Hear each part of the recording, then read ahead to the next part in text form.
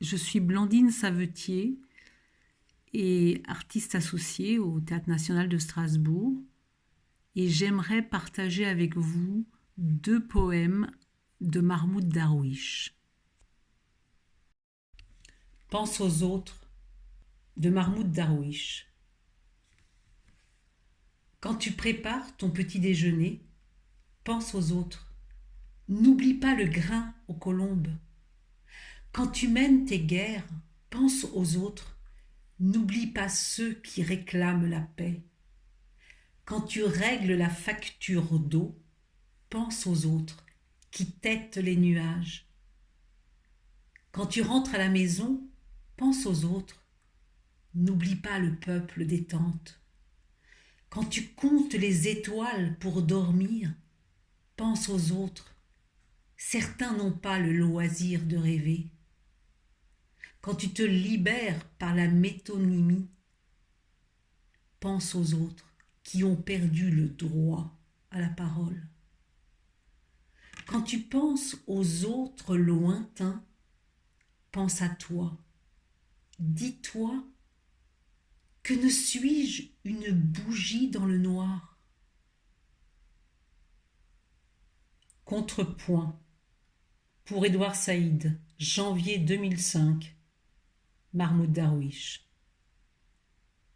New York, novembre. 5e avenue.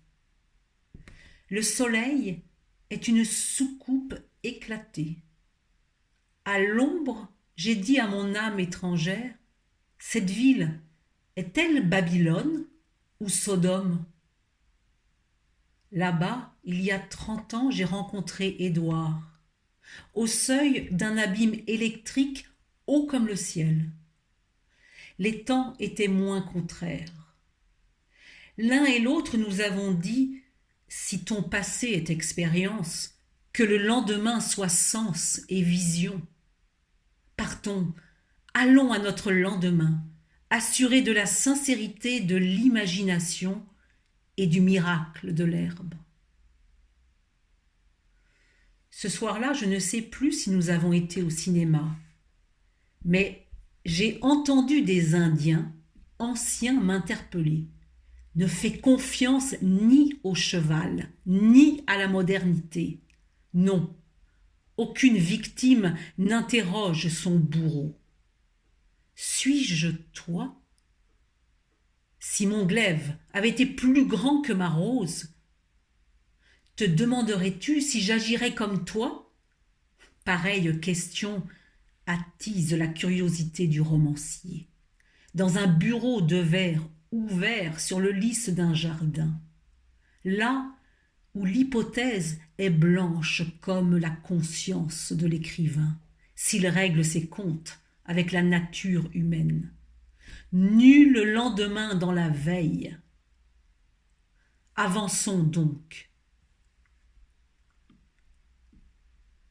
Le progrès pourrait être le pont du retour à la barbarie. New York, Édouard se réveille sur la paresse de l'aube. Il joue un air de Mozart, dispute une partie de tennis sur le cours de l'université, médite sur la migration de l'oiseau par-delà frontières et barrières, parcourt le New York Times, rédige sa chronique nerveuse, maudit un orientaliste qui guide un général au point vulnérable du cœur d'une orientale. Se douche, choisit un costume avec l'élégance d'un coq, boit son café au lait et crie à l'aube « Ne traîne pas !» Sur le vent, il marche. Dans le vent, il sait qui il est. Nul toit au vent, ni demeure. Et le vent est une boussole pour le nord de l'étranger. Il dit « Je suis de là-bas, je suis d'ici, et je ne suis pas là-bas ni ici.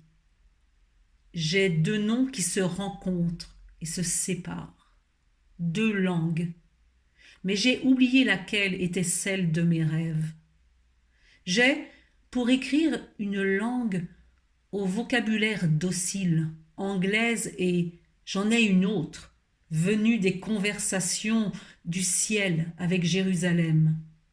Son timbre est argenté, mais elle est rétive à mon imagination.